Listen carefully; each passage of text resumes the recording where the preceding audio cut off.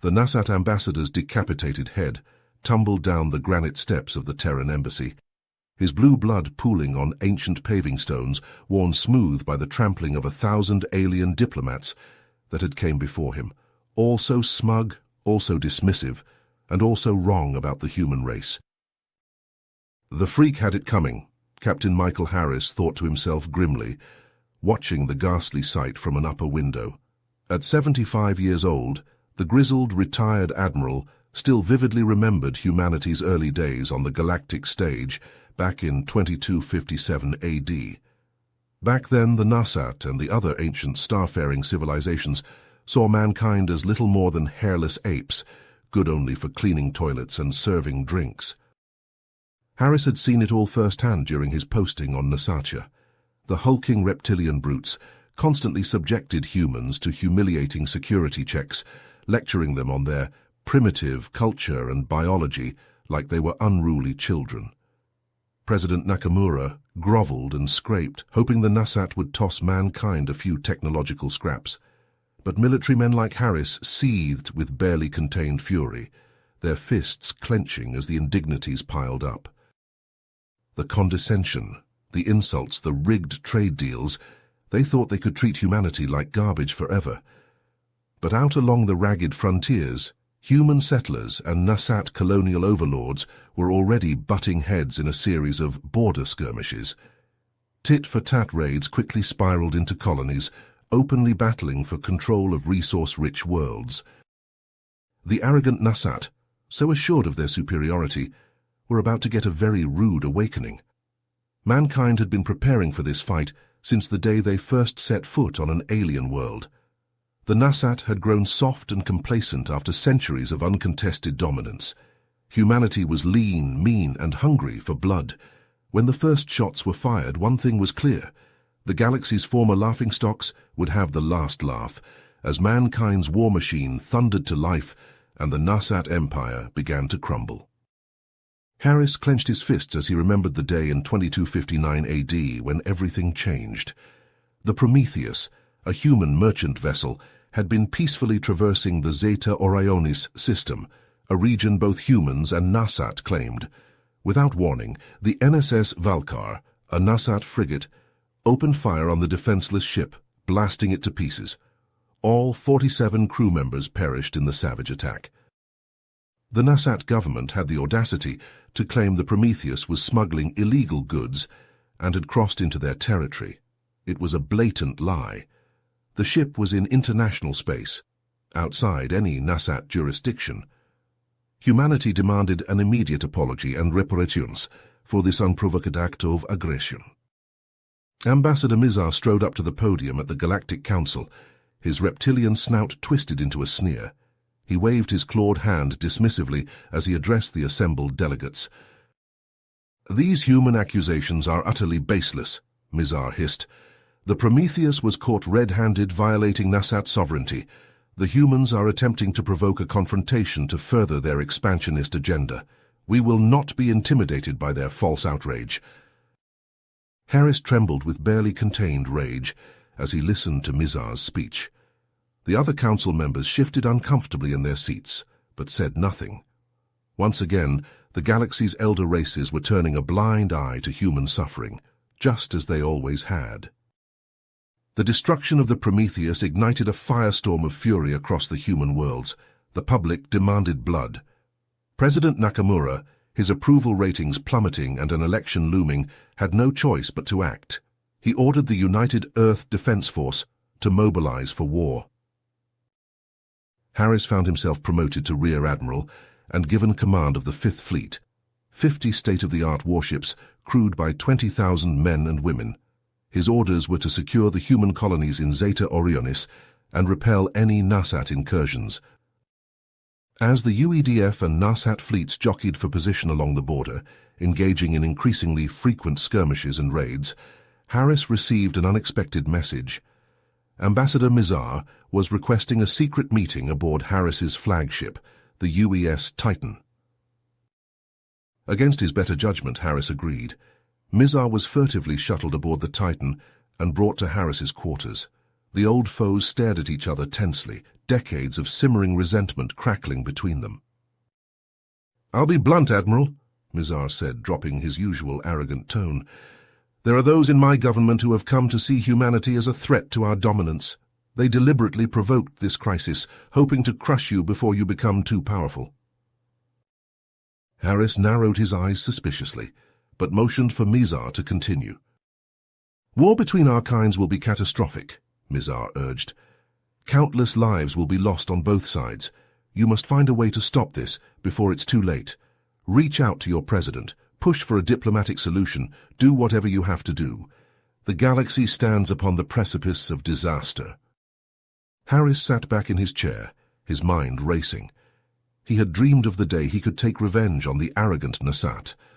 But now, with the terrible cost of war looming before him, he felt the weight of the impossible choice he faced. Humanity's future and the fate of the galaxy would be decided by the actions he took next. Harris mulled over Mizar's dire warning, pacing back and forth in his quarters aboard the Titan.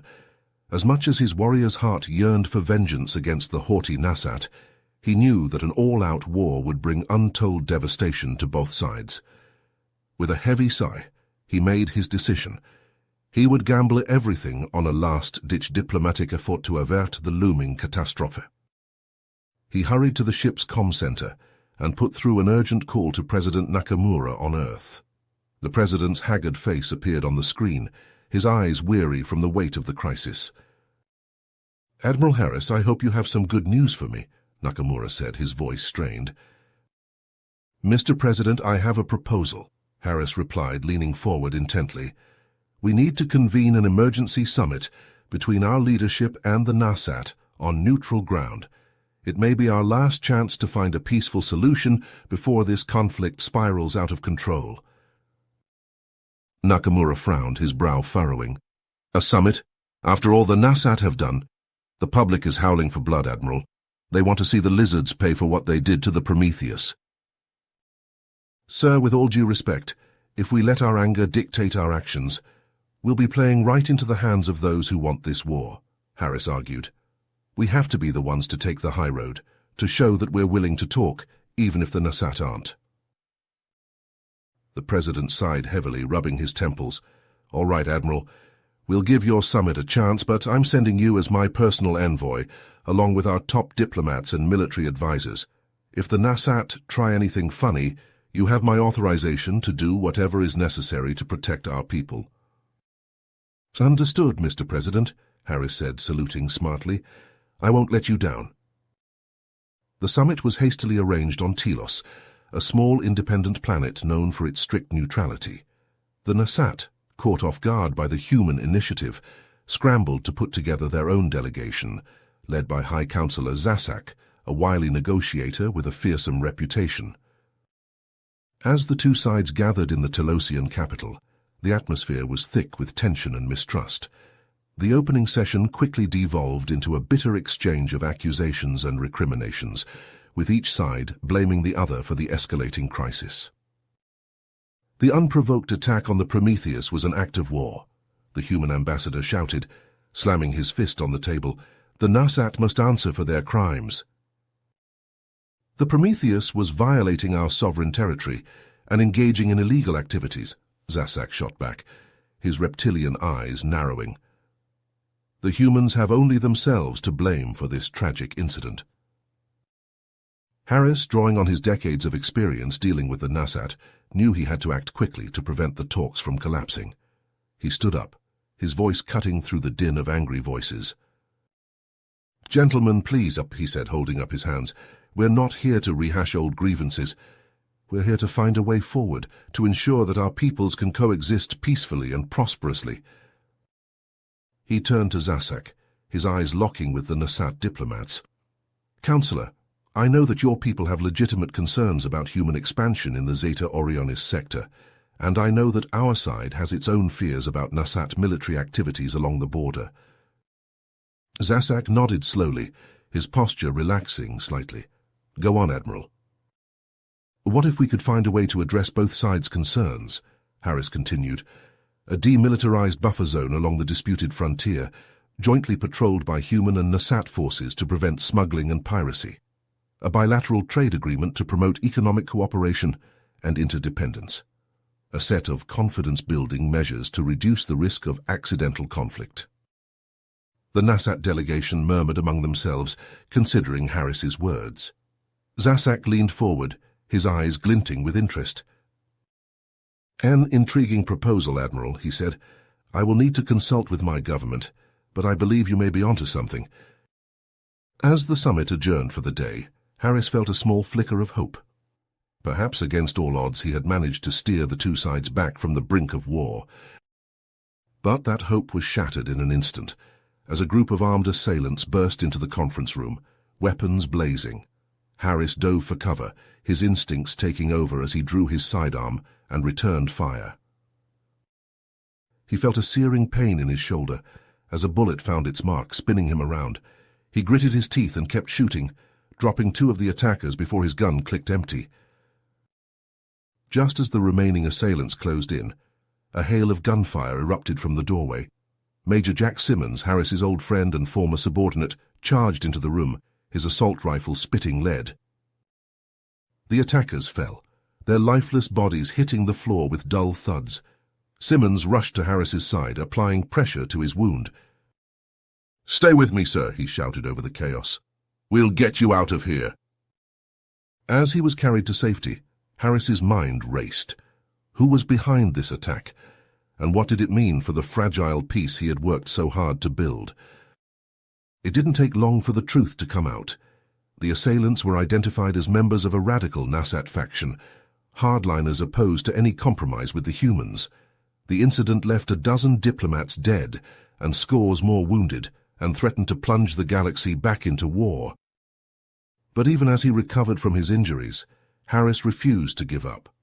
President Nakamura tasked him with a dual mission: to investigate the attack and bring the perpetrators to justice, and to salvage what he could of the peace process. As he dug deeper into the conspiracy, Harris began to uncover a web of deceit and betrayal that reached into the highest echelons of both governments. The more he learned, the more he realized that the fate of billions hung in the balance. He knew that his next move could be the most important of his life. The future of the galaxy, the lives of countless humans and Nasat, all rested on his shoulders, and he would not, could not, fail. Harris clenched his jaw as he surveyed the wreckage of the conference room, his mind already racing ahead to his next step. No matter the cost, no matter the danger, he would see this through to the end. For the sake of his people, for the sake of peace, he would not rest until the job was done.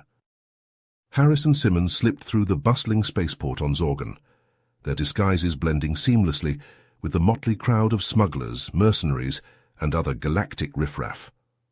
Ambassador Mizar's intel had led them to this seedy outer rim world, where the radical Nasat faction behind the summit attack was rumored to operate.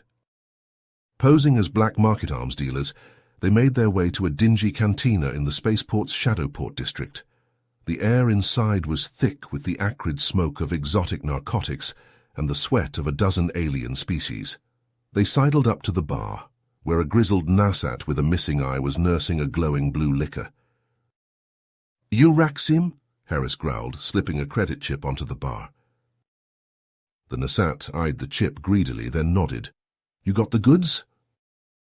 "Top-of-the-line human weaponry," Simmons confirmed. "Enough to give your boys a real edge, but we deal with the top dog directly." Raxim chuckled, a rasping, gurgling sound. "Kravoks don't see just anyone, but for a cut I could arrange a meet." Harris slid another chip across the bar. "Just tell us when and where." 2 hours later, Harris and Simmons were led into a private back room of the cantina. 2 hulking Nasat guards flanked the door, pulse rifles trained on the humans. Seated at a table was Kravoks himself, a massive, scarred brute with cold, calculating eyes. "I am told you have something of value to offer me," Kravoks rumbled, his voice like the grinding of gears. "Advanced plasma rifles straight from Earth's armories," Harris said, keeping his tone even. "And there's more where that came from." Kravoks's eyes narrowed. "And why would you betray your own kind, human?"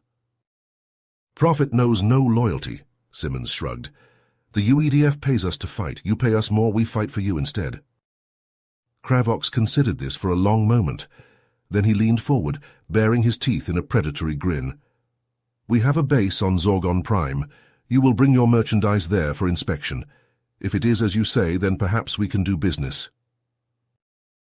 He motioned to his guards, who stepped forward to roughly frisk Harris and Simmons. Finding no weapons, they backed off, but kept their rifles trained on the humans. So you will be watched closely, Cravox warned. Any sign of treachery and your bodies will be vented into space. Harris and Simmons shared a tense look as they were marched out of the cantina towards a waiting shuttle.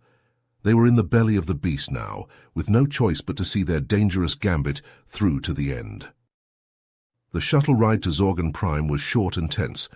Harris and Simmons maintained their cover, making small talk with their Nasat guards about the profit potential of their arms deal. But internally, they were both coiled springs, ready to act at a moment's notice. The shuttle touched down at Cravox's base, a sprawling complex of prefab buildings and fortified bunkers nestled in the heart of Zorgon Prime's barren badlands. They were hustled inside the main compound, past rows of war machines and stacks of munitions crates bearing the Nasat military's sigil. In the central command bunker, Cravox was waiting, flanked by his most trusted lieutenants. Harris and Simmons were brought before him, their every move watched by a dozen sets of reptilian eyes. "Your weapons," Cravox demanded, extending a clawed hand. Simmons unslung a duffel bag from his shoulder and unzipped it, revealing a gleaming plasma rifle. He handed it to Cravox, who examined it with a critical eye. "Impressive," the warlord rumbled. "Very impressive. The Nasat Imperial Guard doesn't even have these yet." As Cravox was distracted inspecting the rifle, Harris's sharp eyes spotted a familiar sigil on a munitions crate in the corner, the crest of the Nasat High Command. He nudged Simmons and tilted his head subtly towards it. Simmons' eyes widened in recognition. Cravox was still preoccupied with the rifle. Seizing the opportunity, Harris sidled over to a computer terminal and swiftly inserted a data drive. His fingers flew over the keys, his years of intelligence training guiding him as he bypassed the security systems and began downloading files. Simmons kept watch, his hand hovering near the concealed pulse pistol in his jacket. The Nasat guards were focused on Cravox, but it would only take one of them glancing in the wrong direction to blow their cover. Harris's eyes widened as he scanned the files flashing across the screen. There were records of weapons shipments, fund transfers from high-ranking Nasat officials, and detailed plans for military strikes on human targets. But one file in particular made his blood run cold. It was a plan for a surprise attack on the human colony of New Horizon. The Nasat forces would strike swiftly and without warning, slaughtering the colony's millions of inhabitants. The UEDF would be forced to respond, escalating the conflict into a full-scale war. Exactly what the Nasat hardliners wanted. Harris downloaded the file onto his data drive. This was the smoking gun they needed to expose the conspiracy and stop the attack. But just as the download finished, an alarm began to blare throughout the compound. "Intruders!" a Nasat voice bellowed from the command center. "The humans are spies." Cravox whirled on Harris and Simmons, his eyes blazing with fury. He leveled the plasma rifle at them, his finger tightening on the trigger. At that moment, Raksim burst into the room, a triumphant sneer on his face. "I knew there was something off about them," the smuggler crowed. "They're UEDF intelligence agents. I found their real identities in the spaceport database." Cravox roared with rage. The plasma rifle fired, blasting a hole through the computer terminal just as Harris dove out of the way. Simmons drew his pulse pistol and opened fire, dropping 2 of the Nasat guards. All hell broke loose. Alarms howled as more Nasat troops poured into the command center. Harris and Simmons fought like cornered wolves, pulse blasts and plasma bolts filling the air with the stench of ozone. But there were too many of them. A plasma bolt seared through Simmons's chest, sending him crashing to the ground. Harris tried to reach him, but a huge Nasat slammed into him, sending them both tumbling. Harris managed to get his hands around the Nasat's throat, throttling him with every ounce of strength he had left. But more Nasat were closing in. It was hopeless. Then, with a roar of pain and determination, Simmons heaved himself upright. His face was ashen, his chest a smoking ruin, but his eyes blazed with an unquenchable fire. He aimed his pistol at the ceiling and fired a sustained burst, bringing a cascade of rubble down between Harris and the advancing Nasat. "Go!" Simmons shouted through gritted teeth. "Get the data back to HQ. I'll hold them off." "I won't leave you," Harris cried, struggling to rise. "I'll have to." Simmons grimaced in pain, his pistol spitting pulse blasts at the Nasat. "The mission is more important. Go!" With a final anguished look at his friend, Harris staggered to his feet and ran. Behind him he heard Simmons's pistol fall silent, followed by the crackle of plasma bolts. He didn't look back. Harris burst out of the command bunker into the chaos of the base. Nasat troops were scrambling to their posts, shouting orders and arming weapons. Pulse blasts sizzled past him as he sprinted for the landing pad where the shuttle waited. A squad of Nasat moved to block his path, plasma rifles leveled. Harris didn't hesitate. He drew his own pistol and charged, firing from the hip. 2 Nasat dropped, and the rest scattered for cover. Harris leapt into the shuttle, his fingers flying over the controls. Plasma bolts hammered into the shuttle's hull as it lifted off, its engines screaming. Harris gritted his teeth, pouring every ounce of skill and luck he had into evading the base's anti-air defenses. Somehow, miraculously, he made it out of the atmosphere and into the star-flecked void of space. But as the adrenaline faded, the enormity of what had happened crashed over him like a wave. Simmons was gone, sacrificing himself to buy Harris time to escape with the crucial intel. And now, the fate of millions hung in the balance. Harris had to get word to the UEDF about the planned attack on New Horizon. He had to find a way to expose the conspiracy within the Nasat government that threatened to plunge the galaxy into a devastating war. But he was alone, hunted, and light years from any help. Kravox and his minions would be hot on his trail, determined to silence him before he could reveal the truth. Harris set his jaw, the weight of his mission settling onto his shoulders. One man alone against a galaxy full of enemies. But he was no ordinary man. He was a soldier of the UEDF, a warrior sworn to protect humanity no matter the odds. He would not fail. He could not fail. The fate of billions depended on him. Harris's fingers tightened on the shuttle's controls as he plotted a course for the nearest UEDF outpost. He had a war to stop, and nothing in the galaxy was going to stand in his way. Harris gunned the battered shuttle's thrusters, pushing the engines to their limits as he raced towards Omega-1. The sprawling space station loomed ahead, a chaotic tangle of modules and docking bays welded together over decades by its various criminal denizens. He docked at a remote airlock, using false transponder codes to slip past the station's lax security. He had to stay off the grid. By now, both the human and Nasat authorities would be hunting him relentlessly. Harris made his way through Omega-1's seedy underbelly, past dingy gambling dens and flickering brothels. His contact was waiting in a dimly lit booth at the back of a grimy bar. Grayson Reeves looked up, his craggy face splitting into a grin. "Harris, you crazy bastard! I thought for sure the Nasat would have skinned you alive by now." Harris slid into the booth, his eyes darting warily around the bar. "They're trying. That's why I need your help, Grayson. I need to get back into Nasat space, and I need to do it quiet." Reeves leaned back, his cybernetic eye whirring as it scanned the room. "This about that dust-up at the peace talks? Heard someone did a real number on the Lizard's delegation?" Harris nodded grimly. "It was Kravox, Grayson.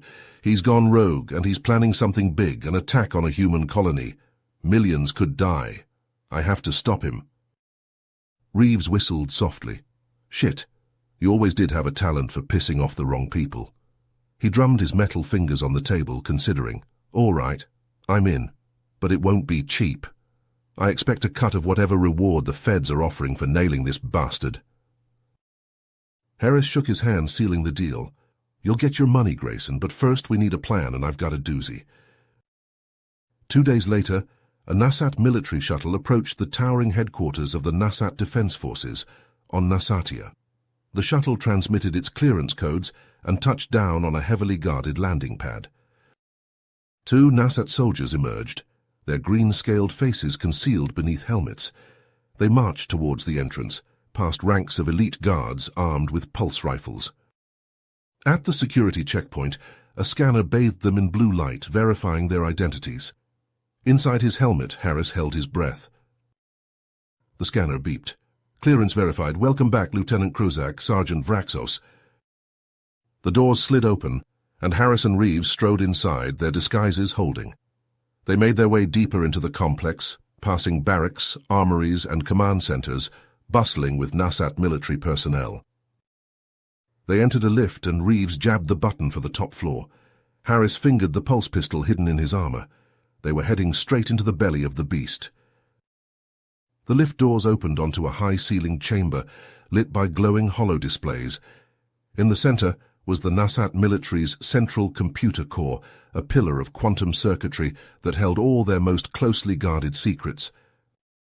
Harris rushed to the terminal and started hacking through the layers of encryption, his fingers flying over the alien controls. Reeves stood guard, his hand resting on his own concealed weapon. "Hurry it up," Reeves growled. "Won't be long before they realize we're not supposed to be here." The files flashed across the screen. Fleet deployments, battle plans, and there, the operational details for Kravox's planned sneak attack on the human colony of New Horizon. Harris downloaded it all onto a data crystal. Alarms blared and the chamber doors burst open. Kravox stormed in, flanked by a dozen heavily armed Nasat warriors. "I knew you'd come, Harris," Kravox snarled. "You're so predictable, but this time you've walked right into my trap." Pulse rifles leveled at Harris and Reeves. They were surrounded, outnumbered, with nowhere to run. Harris stepped forward, his eyes locked on Kravox. "I challenge you, Kravox, to the right of Torgoth, you and me in the circle of equals." Kravox recoiled as if struck. The right of Torgoth, an ancient Nasat duel of honor, was sacrosanct. To refuse would be to lose all status and respect in the eyes of his followers. "How dare!" Kravox hissed, but Harris saw the glint of eagerness in his eyes. Kravox was a warrior to his core, and the prospect of crushing his greatest enemy in single combat was too tempting to resist. "I accept," Kravox growled. He unslung a pair of viciously humming neural whips from his belt and stepped into the circle that his men had cleared in the center of the chamber. Harris stripped off his armor, going in unprotected. He activated his own whips, the monowire filaments crackling with barely restrained energy. The duel was joined in a blinding flurry of whirling light and sparks. Kravox pressed the attack, his whips lashing out with blurring speed and ferocious strength. Harris backpedaled, ducking and weaving, the searing whips missing his skin by a hair's breadth. He could feel their heat, smell his own hair singeing as they sizzled past. He leapt and spun, his own whips striking back like lightning. The filaments tangled and Kravox heaved, sending Harris crashing across the room. Harris smashed into the wall, the breath blasted from his lungs. He rolled desperately as Kravox's whips stabbed down like spears, gouging molten scars in the deck where he'd been a heartbeat before. Harris kipped to his feet, hurling himself into a frenzied attack. His whips slashed and snapped, driving Kravox back. The huge Nasat parried frantically, his defenses crumbling. Harris saw his opening. He feinted high, then struck low, his whip coiling around Kravox's ankle. He heaved with all his strength, yanking Kravox off balance. The Nasat warlord toppled, his whips clattering to the floor. In an instant, Harris was on him, his whip poised at Kravox's throat. "Yield," Harris panted. "It's over." For a moment, Harris thought Kravox would go for a hidden weapon, and he tensed, ready to end it. But then Kravox relaxed, sagging back in submission. "I yield," the Nasat snarled through gritted teeth. The chamber was dead silent, all eyes locked on Harris. He stepped back, letting his whips power down. "Kravox has been defeated in the right of Torgoth," Harris declared, his voice ringing out. By your own laws, you must abide by the outcome. Kravox's plans are finished. You will take no action against the humans. There will be no war this day." Mutters of assent rippled through the gathered Nasat. They were warriors beholden to an ancient code of honor. The duel was binding. Harris retrieved the data crystal and backed towards the door. Reeves falling in beside him, pulse rifle leveled at the Nasat. "Pleasure doing business with you, gentlemen." They backed out of the chamber and ran, alarms blaring in their wake.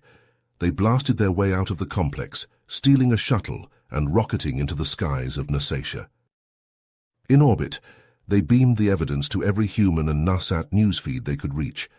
The conspiracy was blown wide open, the proof of Kravox's planned war crime laid bare for all the galaxy to see. In the following days, as Harris and Reeves watched from the safety of Omega-1, the Nasat Imperium descended into chaos. The Empress denounced Kravox and his followers as traitors. The attack on New Horizon was called off, and the Nasat forces stood down from high alert.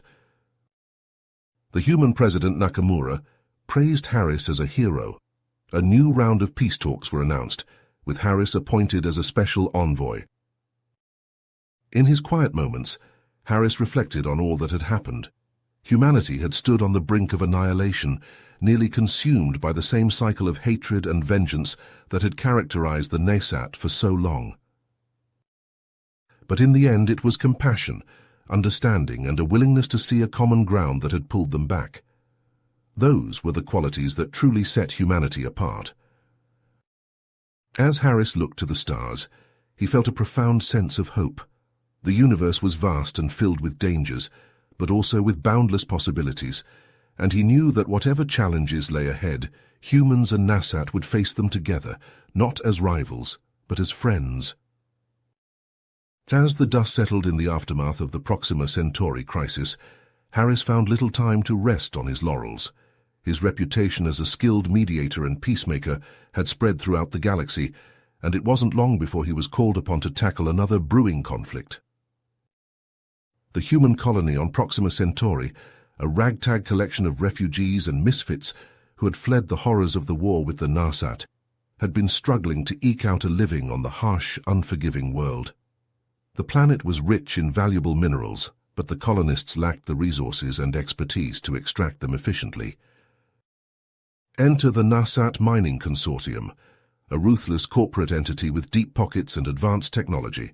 They had set up an automated mining outpost on the far side of the planet and were quickly stripping away the colony's best prospects for prosperity. Tensions between the two groups had been simmering for months, with sporadic outbreaks of violence and sabotage.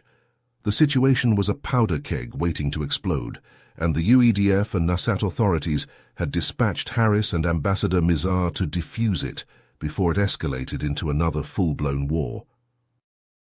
Harris stepped off the shuttle onto the dusty, windswept landing pad of the Proxima Centauri colony. He was immediately struck by the hard-scrabble frontier atmosphere of the place. The buildings were little more than prefabricated shacks, haphazardly arranged around a central square. The colonists, a mix of humans from all walks of life, eyed the newcomers warily. "Welcome to Proxima Centauri, Ambassador Harris," a voice called out. A tall, athletic woman with close-cropped blonde hair and a no-nonsense demeanor strode forward to greet them. "I'm Alara Vance, leader of this colony." Harris shook her hand firmly. "A pleasure to meet you, Ms. Vance. I hope we can find a way to resolve this dispute peacefully." Vance snorted. "Peacefully? Tell that to the Nasat. They're the ones who started this whole mess." Mizar, standing at Harris's side, bristled at the accusation. "The Nasat have a legal right to mine on this planet, Ms. Vance. Your colonists have been interfering with our operations." "Your operations are stripping us of our only chance at a future," Vance shot back, her eyes flashing with anger. "We came here to start over, to build something for ourselves, and now you want to take that away from us." Harris held up his hands placatingly. "Please, let's not argue. We're here to find a solution that works for everyone." He looked around at the gathered colonists, their faces etched with determination and desperation. "Miss Vance, perhaps we could discuss this further in private." Vance hesitated for a moment, then nodded curtly. "Fine, follow me." She led them to a small, cluttered office in the colony's main administration building.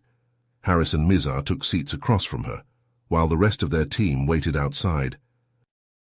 "Let me be blunt, Ambassador," Vance said, leaning forward. "We're not going to just roll over and let the Narsat take what's ours. We've been through too much to give up now." Harris nodded sympathetically.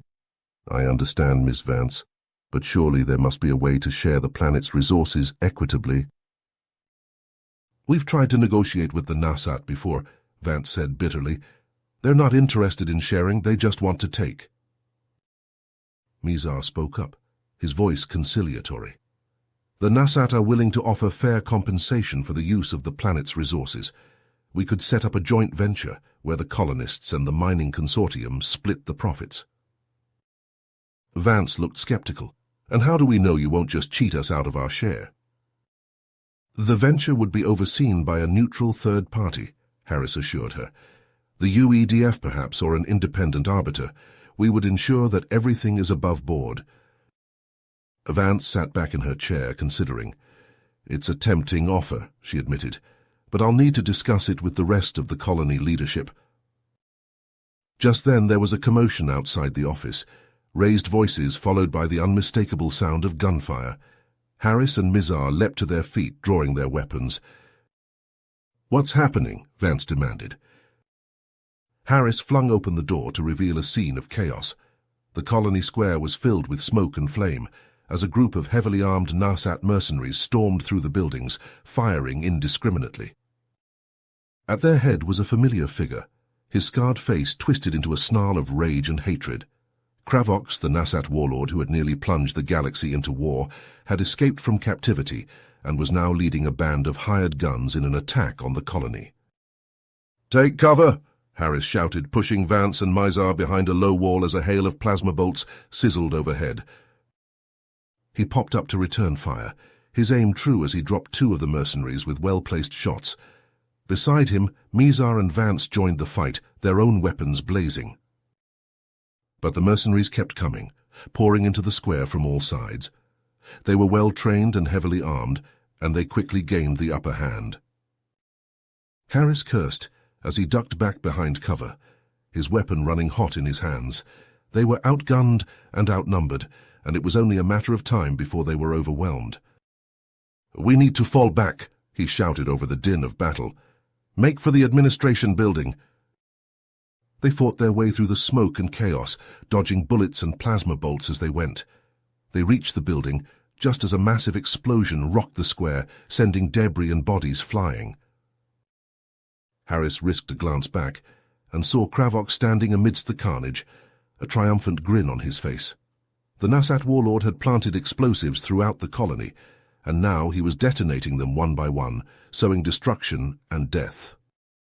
"Kravox!" Harris roared, his blood boiling with rage. "This ends now!" He charged forward, heedless of the danger, his weapon spitting fire. Kravox turned to face him, his own weapon raised. The two warriors clashed in the center of the square, their blades flashing in the smoky air. They fought with a ferocity born of pure hatred, each seeking to end the other once and for all. Around them, the battle raged on, as the colonists and the Narsat mercenaries struggled for control of the settlement. Mizar and Vance fought side by side, their differences forgotten in the heat of combat. But even as they fought, Harris knew that they were only buying time. Kravox's bombs were still out there, ticking away like deadly time bombs. If they didn't find them and disarm them soon, the entire colony would be lost. With a final desperate effort, Harris managed to disarm Kravox and knock him unconscious. He stood over the fallen warlord, his chest heaving with exertion. "Where are the bombs, Kravox?" he demanded. "Tell me, or I'll finish what I started on Nasacha." Kravox laughed weakly, blood bubbling from his lips. "You're too late, human. The bombs are set to detonate in less than an hour. This colony, and everyone in it, will be nothing but ashes."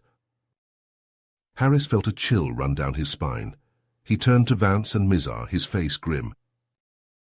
"We need to evacuate the colony now, and we need to find those bombs and disarm them before it's too late. Vance nodded, her face set with determination. "I'll organize the evacuation. You and Mizar find those bombs."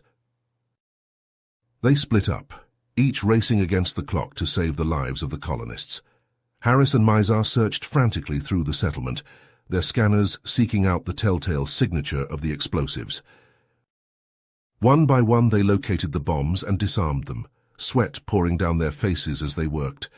The seconds ticked away, each one an eternity. At last, they reached the final bomb hidden deep in the bowels of the mining outpost. Harris's hands shook as he carefully removed the detonator, his heart pounding in his chest. The timer hit 0, and for a moment, the world seemed to hold its breath. Then silence. The bomb was disarmed and the colony was saved. Harris and Mizar emerged from the outpost to find the colonists gathered in the square, their faces etched with relief and gratitude. Vance stood at their head, a small smile on her face. "Oh, you did it," she said softly. "You saved us all." Harris shook his head. "We all did it together, human and Nasat working side by side." He looked out over the gathered crowd, a sense of purpose filling his heart. This is what we can achieve when we put aside our differences and work towards a common goal. This is the future I want to build. In the days that followed, Harris and Mizar worked tirelessly to broker a new agreement between the colonists and the Nasat Mining Consortium. The joint venture was established, with strict oversight to ensure fairness and transparency. Vance and the Nasat mining chief shook hands, a symbolic gesture of the new era of cooperation and mutual respect. Harris watched with a sense of pride, knowing that he had played a small part in making it happen. But he knew that his work was far from over. There were still countless conflicts and disputes to be resolved, countless bridges to be built between the disparate species and cultures of the galaxy. And he would be there, always ready to lend his skill and his wisdom to the cause of peace, for he had found his true calling, his true purpose in life. He was a peacemaker, a unifier, a bringer of hope in a galaxy too often consumed by darkness and strife, and he would never rest until the day when all beings could live together in harmony, united by their common humanity, their common decency, their common dreams of a better tomorrow. Harris stood on the observation deck of the UES Titan, staring out at the swirling chaos of the Proxima Centauri jump gate. The blue-shifted glow of the event horizon cast an eerie light across his weathered features as he struggled to process the revelations of the past few hours. The door hissed open behind him, and he turned to see a figure in the black and silver uniform of the UEDF step onto the deck. His eyes widened in recognition as the woman approached, her graying hair pulled back in a severe bun, her face lined with age and the weight of untold secrets. "Admiral Reeves," Harris said, snapping to attention. "It's been a long time." "At ease, Harris," Reeves said, waving away the formality. "We're well past that now." She joined him at the viewport, her gaze drawn to the pulsing energy of the jump gate. For a long moment neither of them spoke, the silence broken only by the faint hum of the ship's engines. "I'm sorry about Grayson," Harris said finally, his voice thick with emotion. "He was a good man." Reeves nodded, her eyes glistening with unshed tears. "He always spoke highly of you, Harris. Said you were the best damn soldier he'd ever served with." She turned to face him, her expression hardening. "But we both know that's not why I'm here." Harris nodded, his mind racing with the implications of what she had told him. The Zephyri, an ancient and powerful alien race, manipulating the humans and the Nasat from the shadows. Kryvox and his mercenaries, mere pawns in a game that spanned centuries. The fate of the galaxy itself hanging in the balance. "I need your help, Harris," Reeves said, her voice low and urgent. "Task Force Sigma has been tracking the Zephyri for years, trying to piece together their plan. But we're running out of time. They're moving faster than we anticipated." She handed him a data pad, the screen flickering to life with a series of complex schematics and encrypted files. "We've located one of their bases on a planet called Zephyrus Prime. We need to infiltrate it, find out what they're up to, and stop them before it's too late." Harris scrolled through the data, his brow furrowing as he took in the scale of the operation. "This won't be easy," he said, glancing up at Reeves. "We'll need a team of the best operatives we can find, human and Nasat both." Reeves nodded, a faint smile tugging at the corners of her mouth. "I thought you might say that. That's why I've already taken the liberty of assembling a team."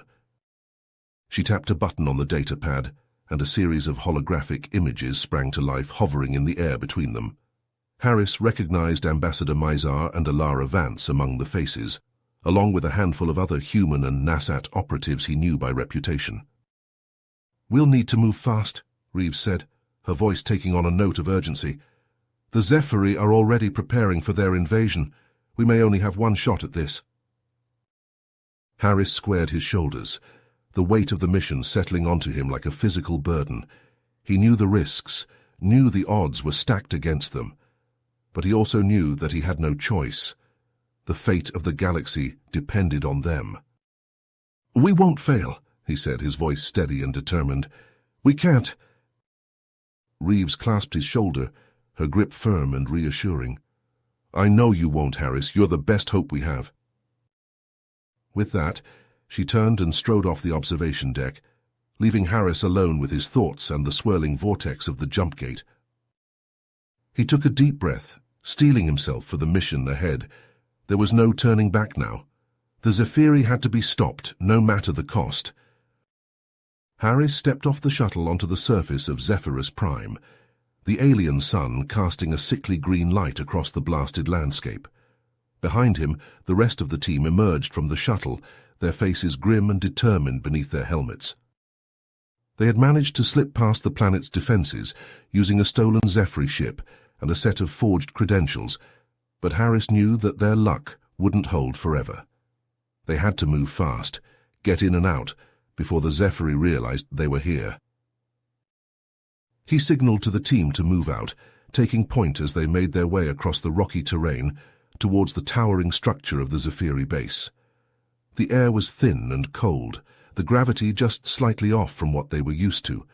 Every step felt like a struggle, but they pushed on, driven by the knowledge of what was at stake.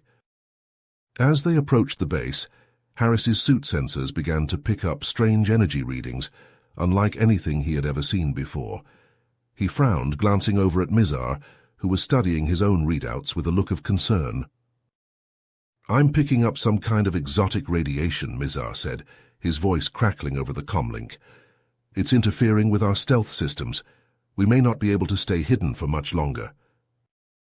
Harris nodded, his grip tightening on his pulse rifle. "Then we'll have to move fast. Alara, Mizar, you're with me. We'll head for the command center, see if we can find out what the Zephyri are up to. The rest of you secure the perimeter and be ready to extract us on my signal." The team split up, moving swiftly and silently through the twisting corridors of the base. Harris, Mizar, and Alara made their way deeper into the complex, their weapons at the ready, their senses strained for any sign of the enemy. They reached the command center without incident, the doors sliding open with a hiss of hydraulics. Inside, the room was a maze of holographic displays and pulsing energy conduits, the air thick with the hum of alien machinery. Harris moved to one of the consoles, his fingers flying over the controls as he tried to access the base's data systems. Beside him, Mizar and Alara kept watch, their eyes scanning the room for any sign of trouble. "I'm in," Harris said, his voice tight with concentration. "Downloading the data now." The console beeped and chirped as the information flowed into his suit's memory banks. But as he scrolled through the files, his eyes widened in horror at what he saw. "My God," he whispered, his voice shaking. "The Zephyri, they've been experimenting on humans and Nasat, using them as test subjects, trying to create some kind of super soldier." He looked up at Mizar and Alara, his face pale and drawn. "They're planning to use these things as shock troops in an invasion of our space. We have to stop them."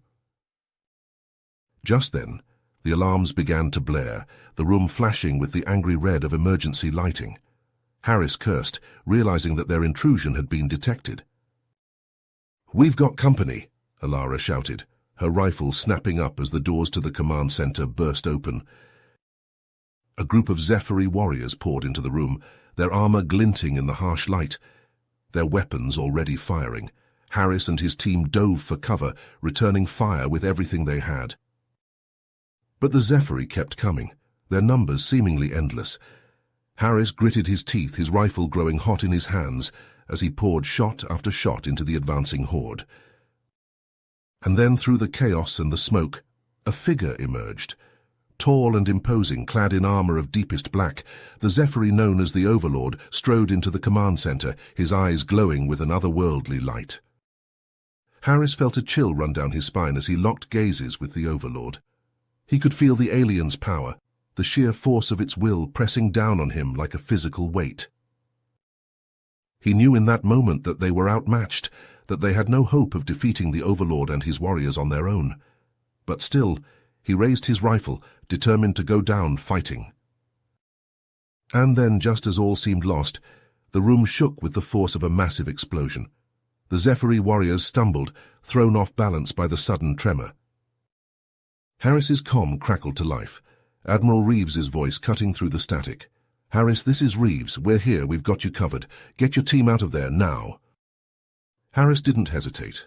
He signaled to Mizar and Alara, and together they made a break for the door, fighting their way through the disoriented HFY with a renewed surge of energy.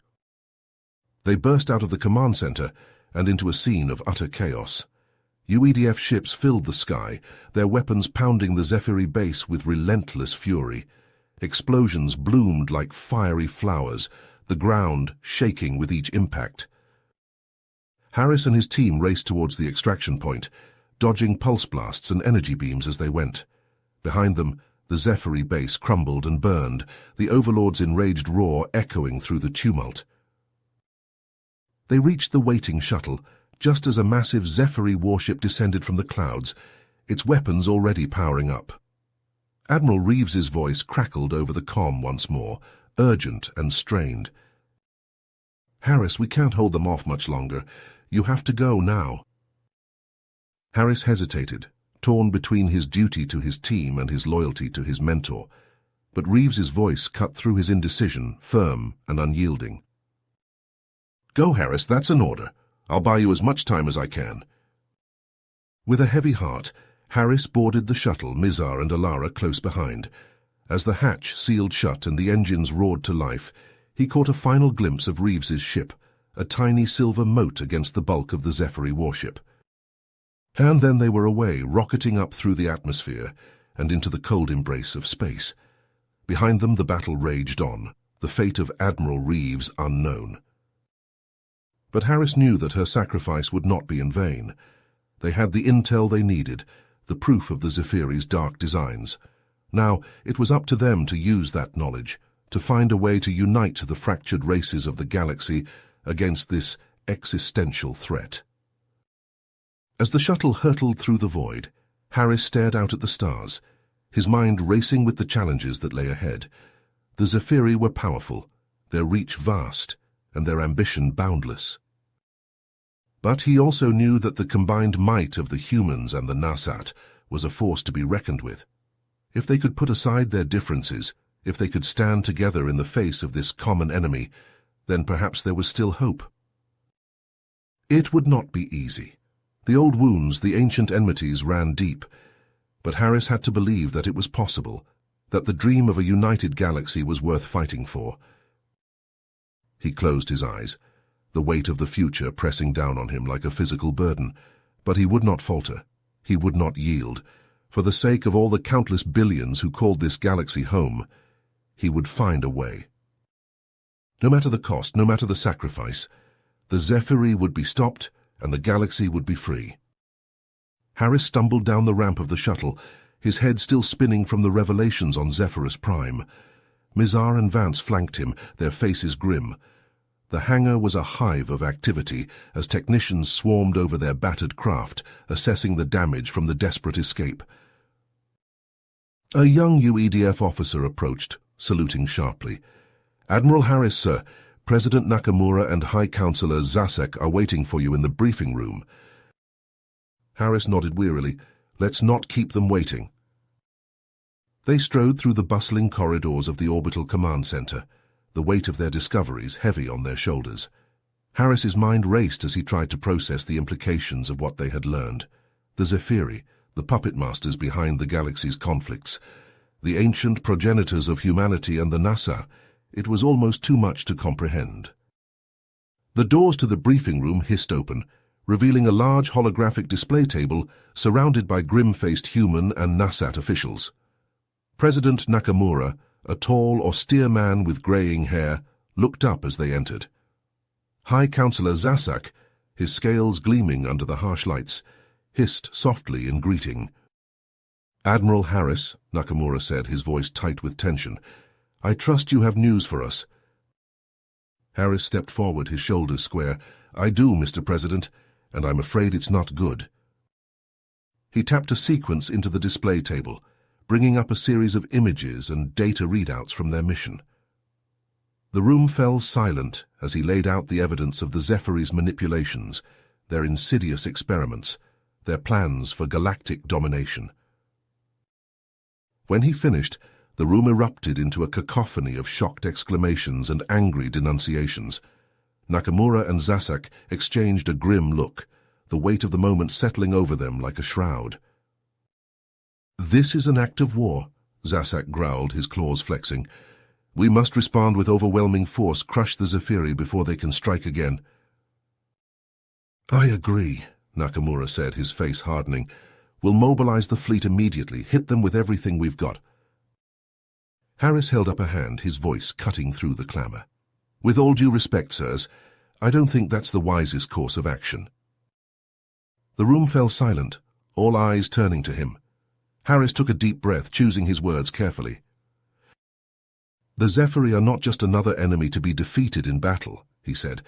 "They are a part of us, whether we like it or not. Their DNA flows through our veins. Their influence has shaped our very evolution." He met Nakamura's gaze, then Zasak's.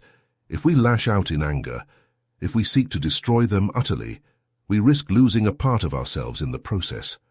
We risk becoming the very thing we despise." Mizar stepped forward, his voice calm and measured. "Admiral Harris is right. We must approach this conflict with wisdom and restraint, not blind fury." Harris nodded, a plan forming in his mind. "I propose we create a united front against the Zephyri, a coalition of human and NASAT forces working together to dismantle their operations and free those under their control." He tapped the display, bringing up a schematic of the command center. "We'll form a new task force, the Galactic Alliance Special Operations Command, to spearhead the effort. Our best and brightest working side by side to outthink and outfight the Zephyri at every turn." Vance spoke up, her eyes gleaming with determination. "I volunteer to serve, Admiral. This is a fight for the future of our species, and I intend to be on the front lines." Harris smiled, a fierce pride swelling in his chest. "I wouldn't have it any other way, Commander Vance. You and Ambassador Mizar will serve as my seconds, my right and left hands in this struggle." He turned back to Nakamura and Zasak, his voice ringing with conviction. "This won't be easy. The Zephyri are cunning, ruthless, and utterly committed to their cause. But if we stand together, if we fight with courage and compassion, we can break their hold over the galaxy and forge a new path for our people." The room was silent for a long moment, the weight of the decision hanging in the air. Then, slowly, Nakamura nodded.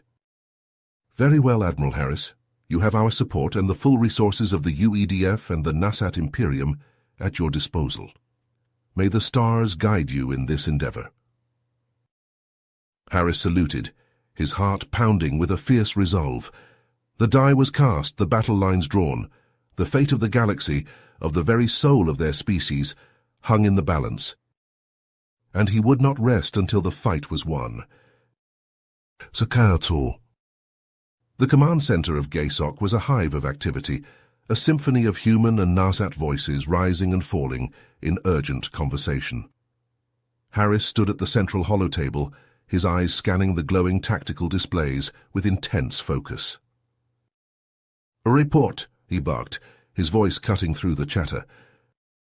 Vance stepped forward, her face grim. "We've got confirmed Zephyri activity in the Helios system, Admiral. a series of coordinated strikes on human and Nasat colonies, leaving a trail of destruction in their wake. Harris's jaw tightened. "Casualties?" "Hi," Vance replied, her voice tight. "Entire settlements wiped out, thousands dead or missing, and there's something else." She tapped a command into the holotable, bringing up a grainy video feed. Harris leaned in, his eyes narrowing as he took in the scene of carnage and chaos. And there, striding through the flames and smoke, was a figure he had hoped never to see again. Kravox, the Nasat warlord, his face twisted in a savage grin as he gunned down fleeing civilians with ruthless precision. "How the hell did he get out?" Harris growled, his fists clenching. Mizar spoke up, his voice grim. "Our intelligence suggests the Zephyri arranged for his release, likely as part of some deal with his former allies in the Nasat military. He's now acting as one of their key operatives, leading these attacks on their behalf." Harris slammed his fist onto the table, the displays flickering. "Damn it, we need to shut him down and fast. If he's working with the Zephyri, there's no telling how much damage he could do." He turned to Vance, his eyes hard. "Assemble a strike team, the best we've got. We're going to hit Kravox where he lives, disrupt his operations, and gather any intel we can on the Zephyri's plans." Vance nodded, her face set with determination. "We'll make them pay for every life they've taken, sir. Kravox won't know what hit him."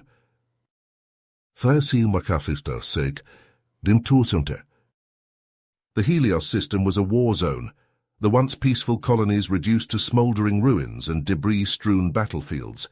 Harris and his team moved through the chaos like ghosts, their stealth armor blending seamlessly with the shadows.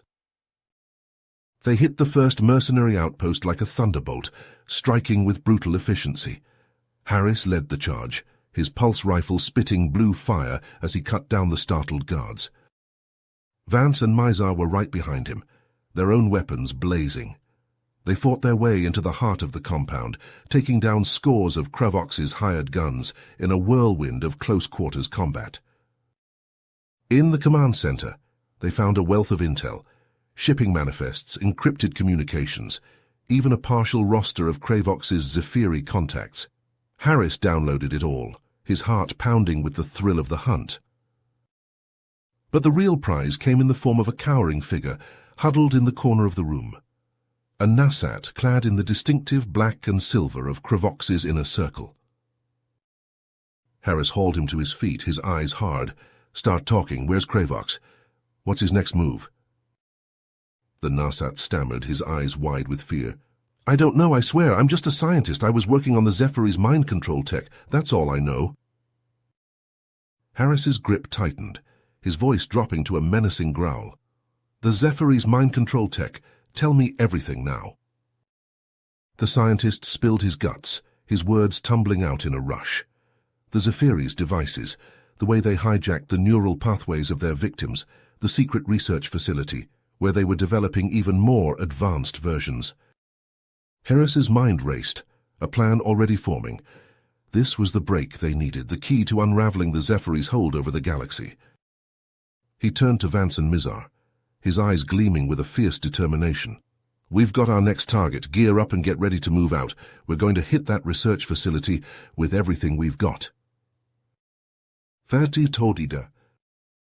The Zephyrus moon hung in the void like a malevolent eye, its surface pockmarked with the scars of ancient battles. Harris and his team approached in a cloaked shuttle, their hearts pounding with anticipation.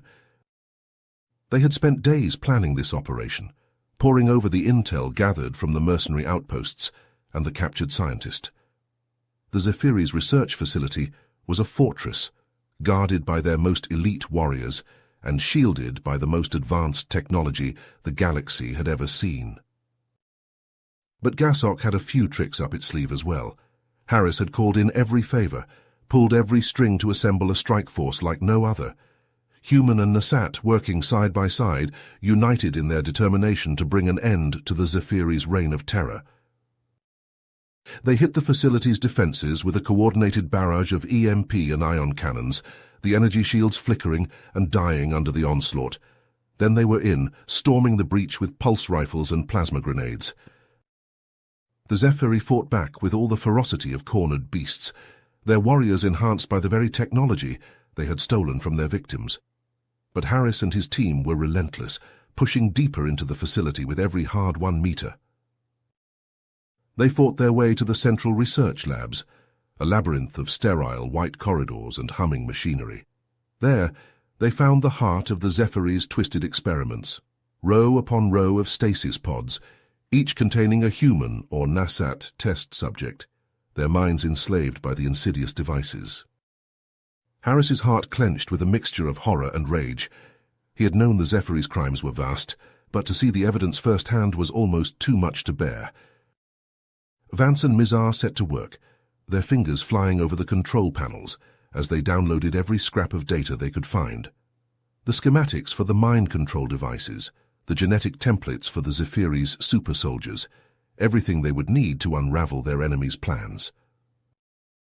But even as they worked, a cold dread settled over Harris. Something was wrong, he could feel it in his bones. They had encountered far less resistance than expected, almost as if...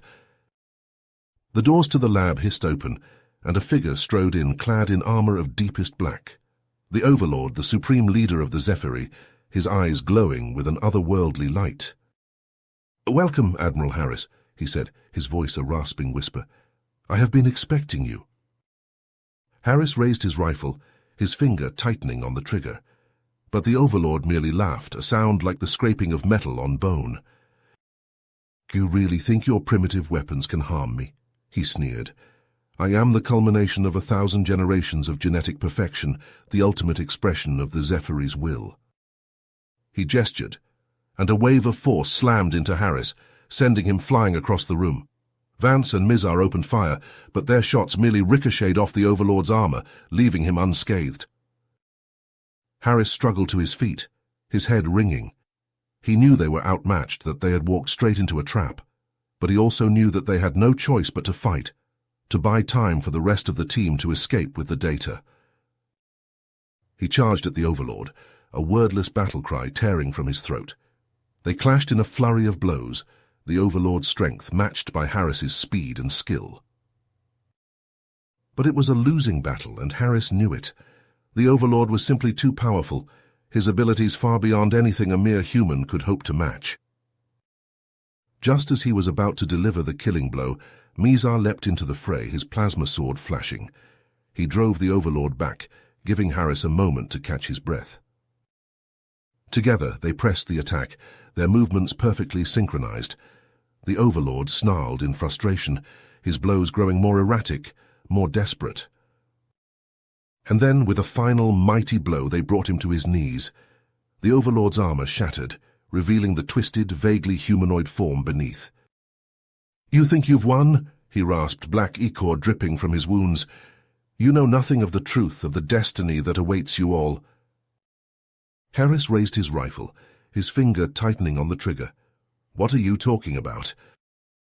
The Overlord laughed, a wet, gurgling sound. "The Zephyri. We are not invaders from some distant star. We are you, human and Nasat alike, the progenitors of your species." He coughed, his breath rattling in his chest.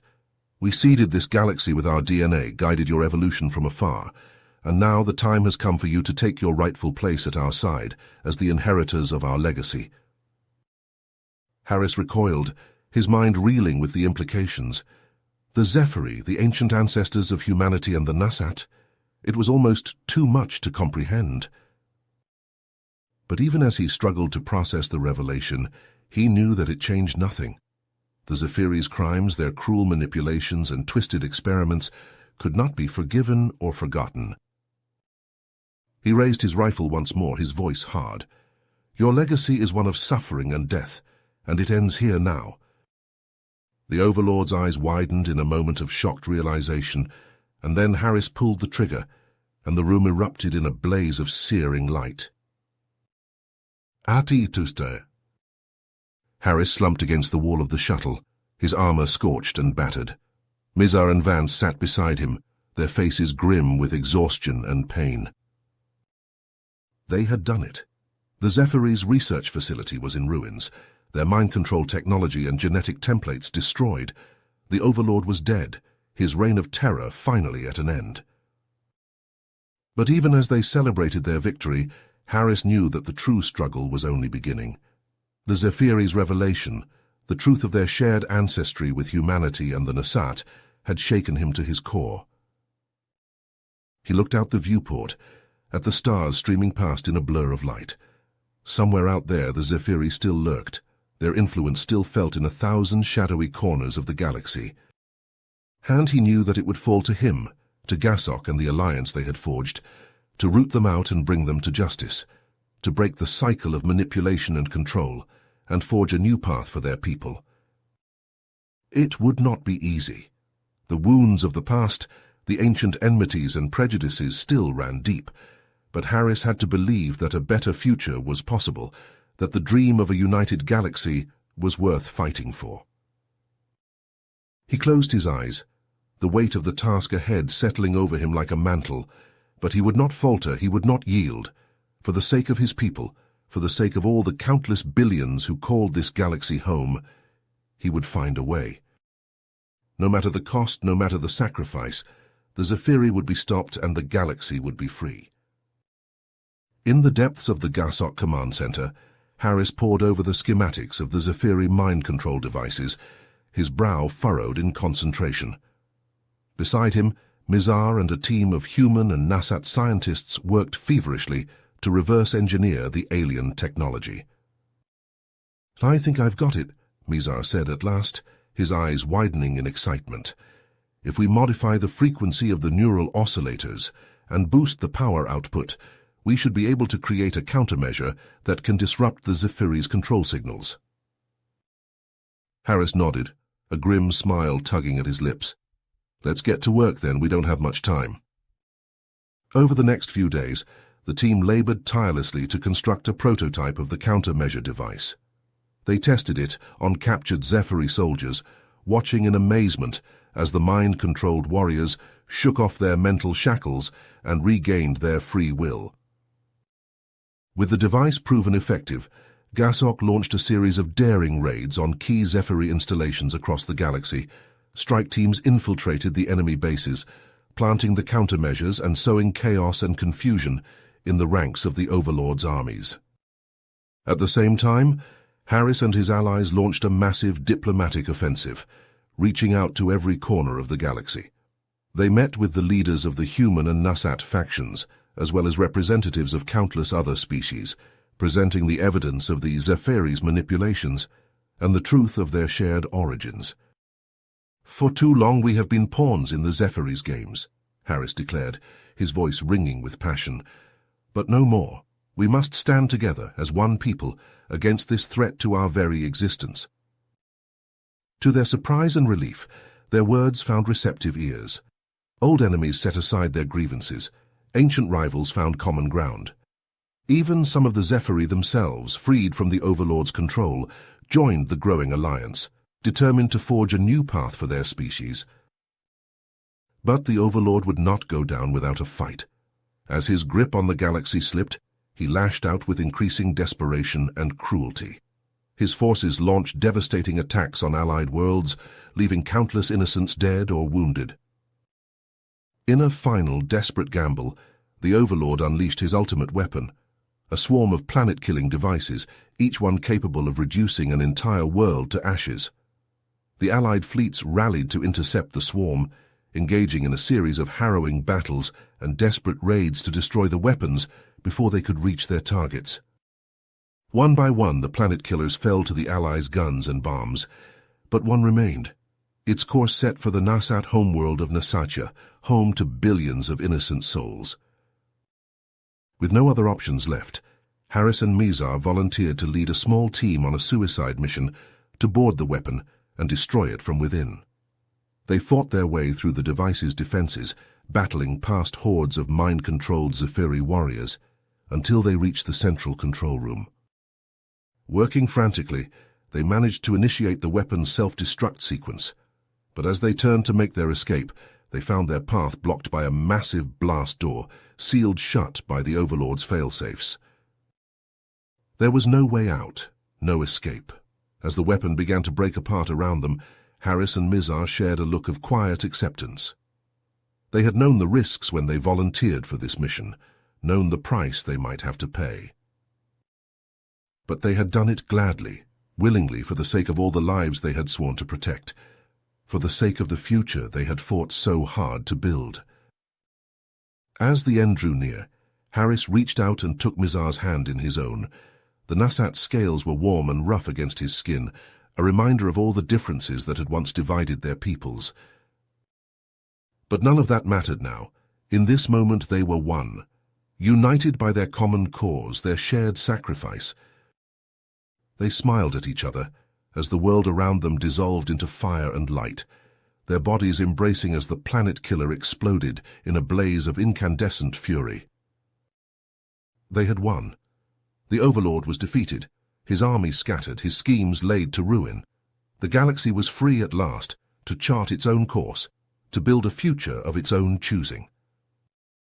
And though the cost had been high, though the sacrifices had been great, they had not been in vain. For in the end, Harris and Mizar had shown the true power of unity, of cooperation, of selfless devotion to a cause greater than any one being. Their legacy would endure, a shining beacon of hope and inspiration for generations to come, a testament to the indomitable spirit of sentient life and the unbreakable bonds of fellowship and common purpose that bind us all. In the smoldering ruins of the Zephyri planet killer, the Allied fleet regrouped and pressed their advantage. UEDF and Nasat warships hunted down the last pockets of Zephyri resistance, blasting their ships to atoms. On the bridge of the flagship, Alara Vance gripped the command chair, her face a mask of grief and determination. Harris and Mizar were gone, but their sacrifice would not be in vain. "Admiral, we're receiving a transmission from the Overlord's ship," the COMEM's officer reported. "They're surrendering." Vance's eyes narrowed. "On screen." The holographic display flickered to life, revealing the battered visage of the Overlord. His armor was cracked and scorched, his eyes hollow with defeat. "Enough," he rasped. "You have won. I submit myself to your justice." Vance stood, her voice cold as the void. "You will answer for your crimes, Overlord. The galaxy will have peace, but not before you face the consequences of your actions." UEDF Marines boarded the Overlord's ship and took him into custody. Across the galaxy, the news of the Zephyri's defeat spread like wildfire. Humans and Nasat alike celebrated in the streets, their joy tempered by the knowledge of all that had been lost. In the weeks that followed, the Galactic Alliance began the long process of rebuilding. Worlds ravaged by the Zephyri were given aid and support, their people offered a chance to start anew. But even as the galaxy healed, a new sense of purpose emerged. No longer would humanity and the Nasat stand divided. They had forged an unbreakable bond in the crucible of war, and now they would work together to build a better future for all. The Galactic Council convened on Earth, the birthplace of humanity. Representatives from every corner of the galaxy gathered to ratify a new charter, one based on the principles of cooperation, tolerance, and mutual respect. Vance stood before the assembled delegates, her voice ringing with conviction. "We have seen the cost of division, of hatred and fear, but we have also seen the power of unity, of courage, in the face of overwhelming odds. Let us honor the memory of those who gave their lives for this moment, and let us build a galaxy worthy of their sacrifice." As the delegates rose in applause, Vance allowed herself a moment of quiet reflection.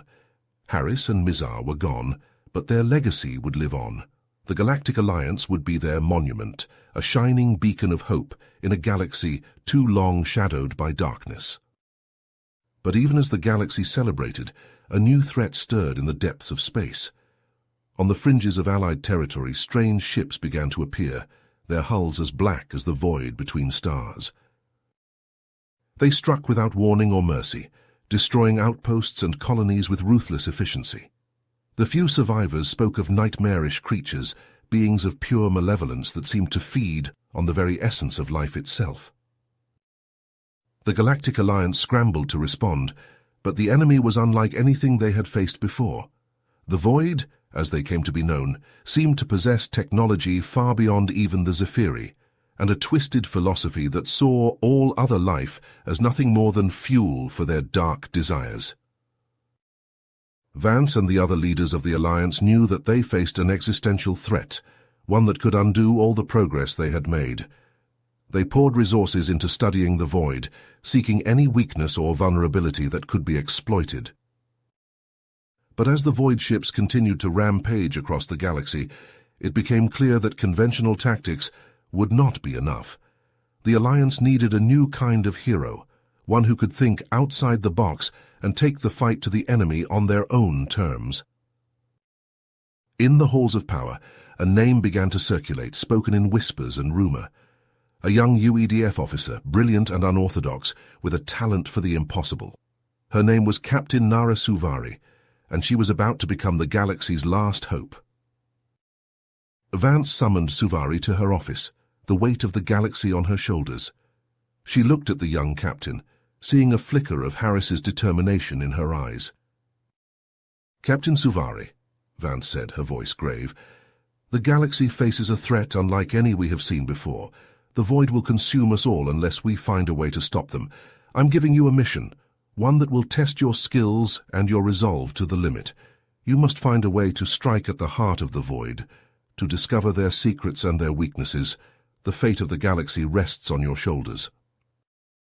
Suvari straightened, her jaw set with determination. "I won't let you down, Admiral. I'll find a way to stop the Void, whatever it takes." As Suvari left to begin her mission, Vance turned to the window, gazing out at the stars. Somewhere out there, the Void waited, hungering to consume all in their path. But the galaxy would not go quietly into the night. As long as heroes like Suvari stood ready to fight, there was still hope. The old soldier's voice grew heavy with emotion as he reached the end of his tale. The children sat in rapt attention, their eyes wide with wonder and awe. And that, my young friends, is the story of the Zephyri War, and the heroes who fought and died to save us all. Harris and Mizar, Vance and Suvari, and all the others who stood against the darkness. Their sacrifices will never be forgotten, and their legacy will endure as long as the galaxy remembers their names. He leaned back in his chair, his eyes distant with memory. But the story doesn't end there.